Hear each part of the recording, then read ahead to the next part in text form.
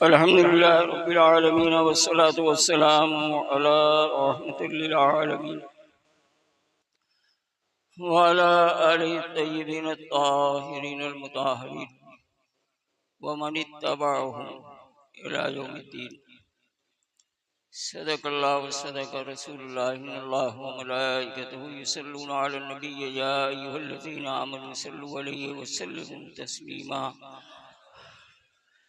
اللهم صل على سيدنا حبيبنا ونبينا ومولانا محمد وعلى آل سيدنا حبيبنا ونبينا ومولانا محمد النبي الأمي وآله وبارك وسلم. أما بعد، قال الله تعالى في القرآن المجيد: أعوذ بالله من الشيطان الرجيم، بسم الله الرحمن الرحيم.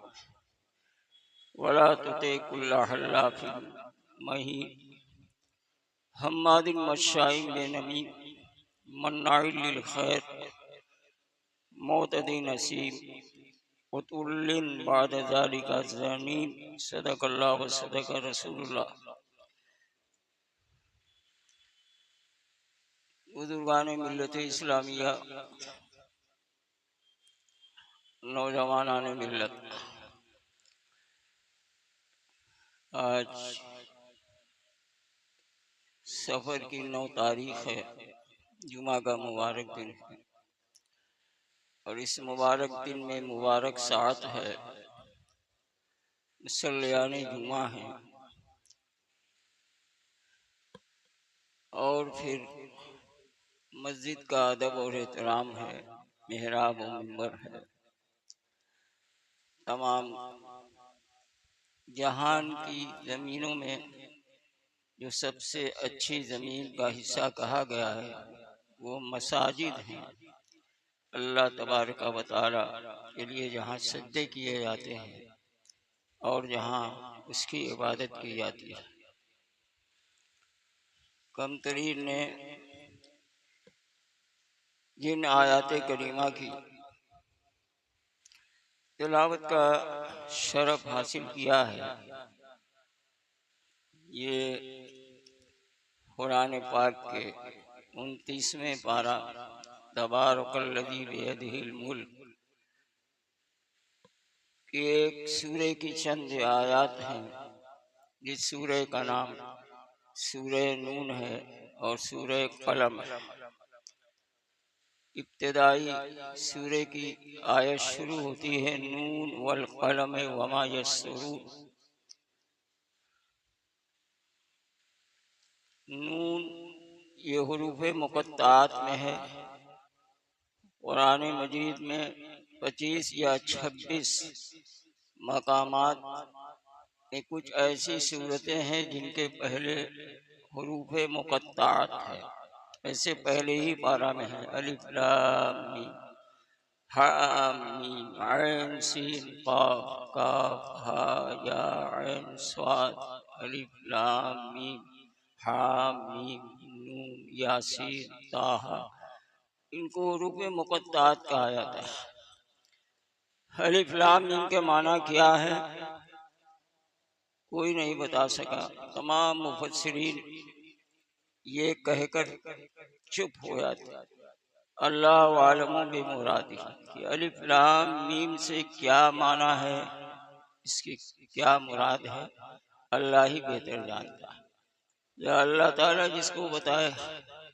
نون سے کیا مراد ہے، کیا معنی ہے، مفسرین لکھتے ہیں اللہ عالم بمرادہ، اللہ ہی جانتا ہے کہ اس کے کیا معنی ہے، اس سے کیا اس کی مراد ہے. یا اللہ جس کو بتلائے وہی جانتا ہے.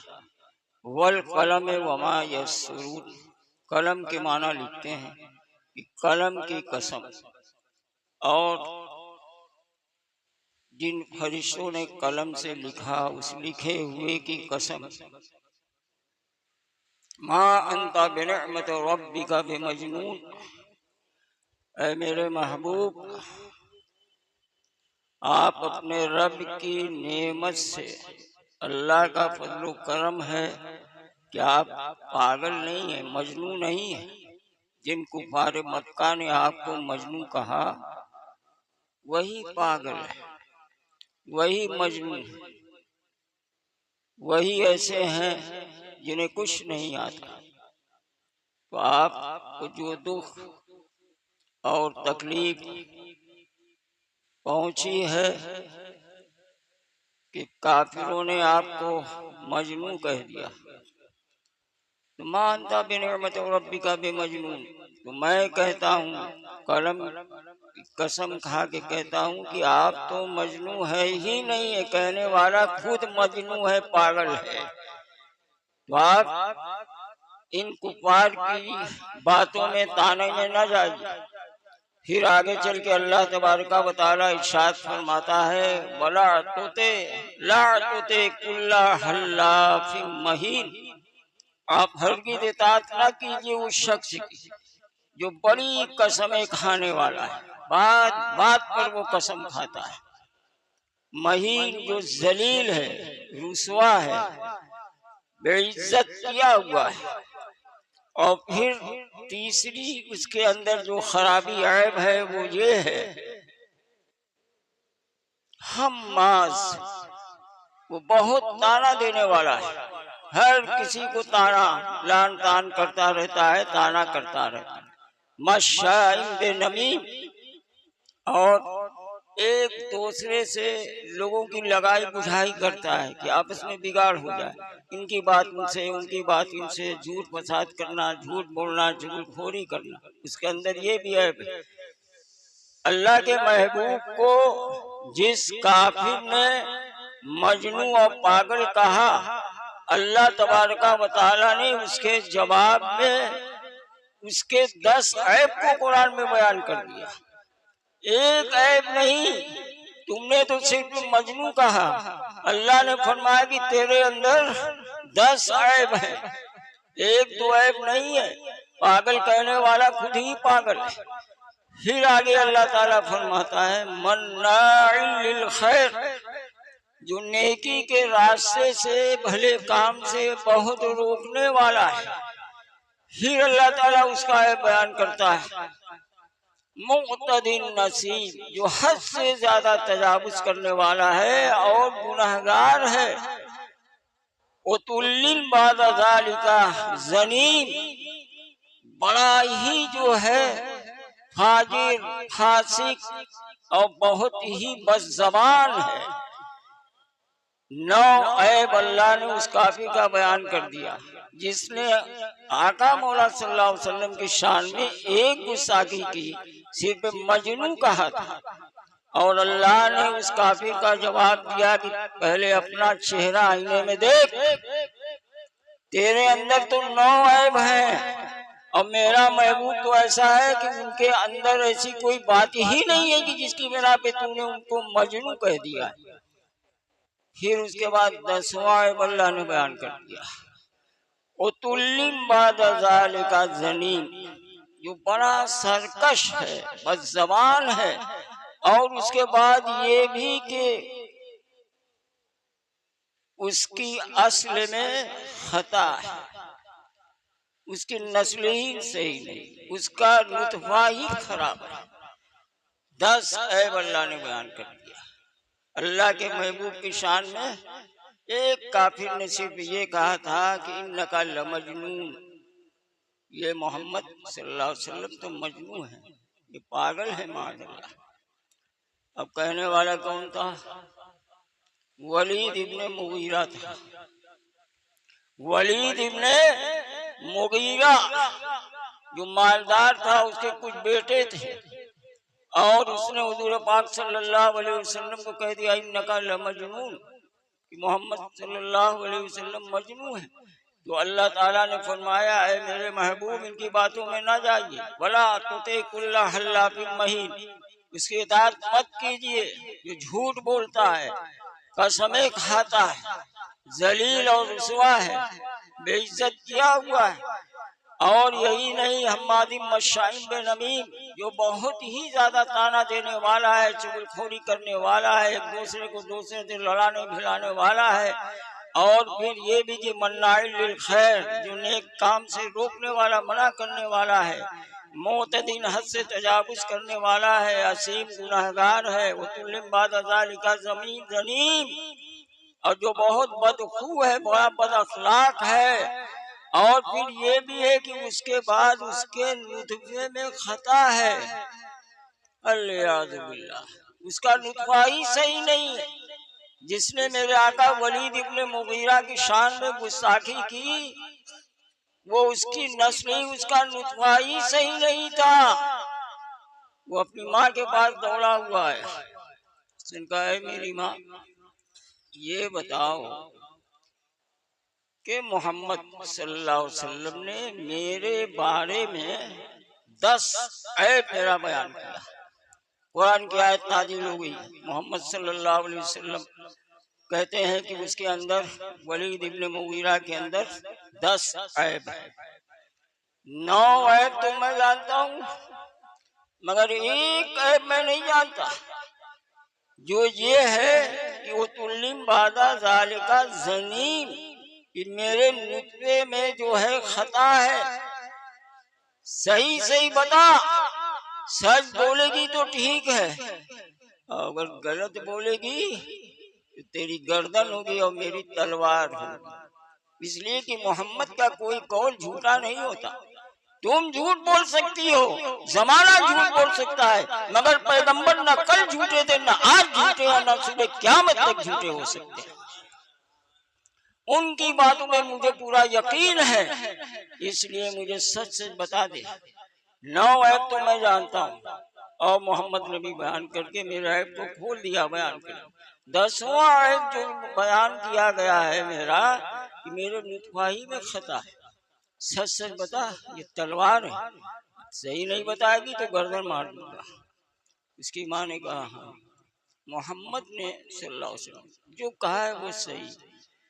بات یہ کہ تیرا باپ بڑا مالدار تھا، مگر وہ نامرد تھا، تو مجھے یہ خوف پیدا ہوا کہ اگر ایسے ہی وہ مر جائے گا تو اس کا مال، اس کی دولت اس کے رشتہ دار لوگ لے لیں گے۔ تو میں نے ایک چرواہا کو بلایا، اور اسی چرواہے کے نطفے سے تو ہے۔ اب بتائیے، اللہ کے محبوب صلی اللہ علیہ وسلم کی شان میں گستاخی کرنے والا، 9 عیب اس کے اندر، اور 9 عیب وہ جانتا بھی ہے، مگر اس نے سرکار کی شان میں گستاخی کر کر اپنے اس عیب کا بھی پردہ کھول دیا جو اللہ نے قرآن میں بیان کر دیا کہ وہ بھی اس کے نطفے میں خطا ہے۔ معلوم ہوا کہ اللہ کے محبوب صلی اللہ علیہ وسلم کی شان میں گستاخی کرنے والے، ان کی آل اور اولاد کی شان میں گستاخی کرنے والے، وہ اپنے نطفے کا صحیح صحیح پتہ لگا لیں، کہیں ایسا تو نہیں کہ ولید ابن مغیرہ کی طرح اس کے نطفہ میں بھی خطا ہو۔ اس لیے کہ گستاخانے رسول اور گستاخانے آل رسول کی جو تصویر اللہ نے قرآن میں بیان کی ہے، گستاخ رسول کا جو نقشہ اللہ نے کھینچ کر بیان کر دیا ہے، اس سے یہ ثابت ہوتا ہے کہ اللہ کے محبوب کی شان میں وہی گستاخی کر سکتا ہے جس کا نطفہ ہی صحیح نہیں، آل رسول کی شان میں وہی گستاخی کر سکتا ہے جس کا نطفہ ہی صحیح نہیں۔ اپنے ایمان کی خیر مناؤ، اپنے ایمان کی حفاظت اور سلامتی کا خیال کرو۔ میرے آقا حضور صلی اللہ علیہ وسلم کی شان میں گستاخی کرنے والوں اور آل رسول، اہل بیت رسول اللہ کی شان میں گستاخیاں کرنے والوں، اپنے انجام کو سوچو، بہت برا انجام ہوگا۔ عبرت اور نصیحت حاصل کرو۔ میں نے 29ویں پارہ تبارک الذی سورہ نون والقلم کی آیات میں نے پڑھی ہے، جا کے اس کا شان نزول دیکھ لے گا، اور دیکھ لو گے اس کا شان نزول اسی لیے ہوا تھا۔ اور رسول اللہ کے محبوب صلی اللہ علیہ وسلم محبت ایمان کی جان ہے، ہر مسلمان جانتا ہے، اور اہل بیت کی محبت یہ تو اسلام کی بنیاد ہے۔ میرے آقا حضور صلی اللہ علیہ وسلم فرماتے ہیں اساس الاسلام حبی و حب اہل بیتی، اسلام کی بنیاد میری اور میرے اہل بیت کی محبت پہ رکھی گئی ہے۔ اسلام کی بنیاد ہی اللہ کے محبوب کی محبت ہے اور اہل بیت رسول اللہ کی محبت پہ رکھی گئی۔ بغیر ان دونوں کی محبت کوئی بھی مسلمان مسلمان ہو ہی نہیں سکتا، کوئی بھی مومن مومن ہو ہی نہیں سکتا۔ اور میرے آقا حضور صلی اللہ علیہ وسلم فرماتے ہیں، ترمذی شریف جلدون کی حدیث ہے صفحہ 220، کہ اللہ کے محبوب نے فرمایا، احبو اہل بیتی لحبی، میرے اہل بیت سے محبت رکھو مجھ سے محبت کرنے کی وجہ سے، یعنی اگر تمہیں مجھ سے محبت ہے تو تمہیں اہل بیت سے بھی محبت کرنا ہوگا، بغیر اس کے تمہارا ایمان کامل و مکمل نہیں ہوگا۔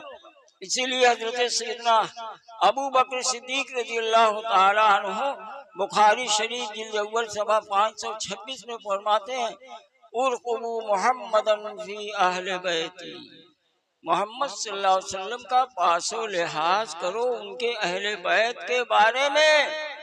ایسا نہ ہو کہ اللہ کے محبوب کے بارے میں تم کچھ سوچو اور ان کے اہل بیت کے بارے میں تم کچھ سوچنے لگو، ان کی شان میں گستاخیاں کرنے لگو، بے ادبی کرنے لگو اور ان کی شان میں انام شناب باتیں بکواس کرتے رہو، ایسا ہرگز نہ ہونے پائے۔ اور خود آقا مولا صلی اللہ علیہ وسلم نے حجۃ الوداع کے موقع پر اپنی قصوہ اونٹنی پہ سوار تھے، صحابہ اکرام کا مجمع تھا، چاروں طرف صحابہ اکرام نجوم رسالت آفتاب رسالت پر اپنی جانیں نچھاور کر رہے تھے کہ صدیق ہے، فاروق ہے، عثمان ہے، علی ہے، تاروں سے سجی بزم نبی دیکھ رہے ہیں۔ ایسا منظر نہ لوگوں نے دیکھا تھا اور نہ قیامت تک دیکھ پائیں گے۔ آخری حج حجۃ الوداع، اس کے بعد کوئی حج نہیں ہے، کوئی آیت نازل نہیں ہوئی۔ اسی موقع پہ آیت نازل ہوئی تھی، الیوم اکملت لکم دینکم واتممت علیکم نعمتی ورضیت لکم الاسلام دینا۔ آج ہم نے دین اسلام کو پرفیکٹ مکمل کر دیا، تمام نعمتیں اتار دی اور ہم نے تمہارے لیے دین اسلام کو پسند کیا۔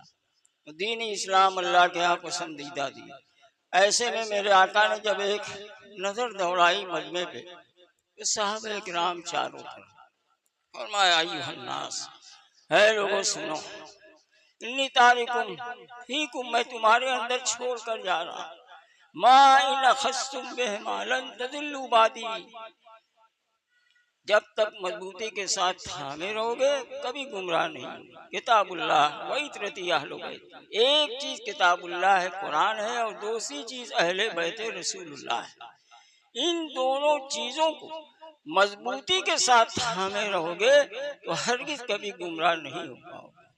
اور صحابہ کرام نے سنا، اولین مخاطب ہم آپ نہیں تھے، حضرت سیدنا ابوبکر صدیق ہیں، حضرت عمر فاروق ہیں، حضرت عثمان غنی ہیں، مولا علی ہیں، صحابہ ہیں، ان سے خطاب ہو رہا ہے، اذکرکم اللہ فی اہل بیت، اے لوگو